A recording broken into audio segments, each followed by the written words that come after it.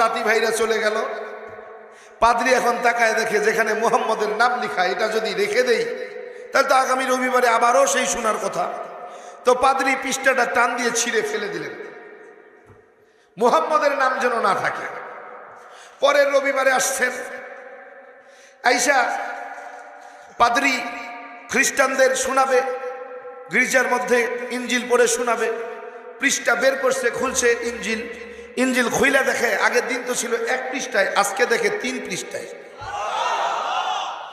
পাদ্রী চিন্তা করে কি সর্বনাশ ঘটলো, 1 পৃষ্ঠা ভেবে তো আমি ছিঁড়ে ফেলে দিলাম, আজকে তো 3 পৃষ্ঠা, আরে 3 জায়গায় মুহাম্মদের নাম লেখা, সর্বনাশ, বড় বিপদ, আজকেও শোনানো সম্ভব না। বলে অনিবার্য কারণবশত আজকেও তোমাদেরকে আর ইঞ্জিল শোনানো সম্ভব হলো না, যাও আগামী রবিবারে আসো। খ্রিস্টান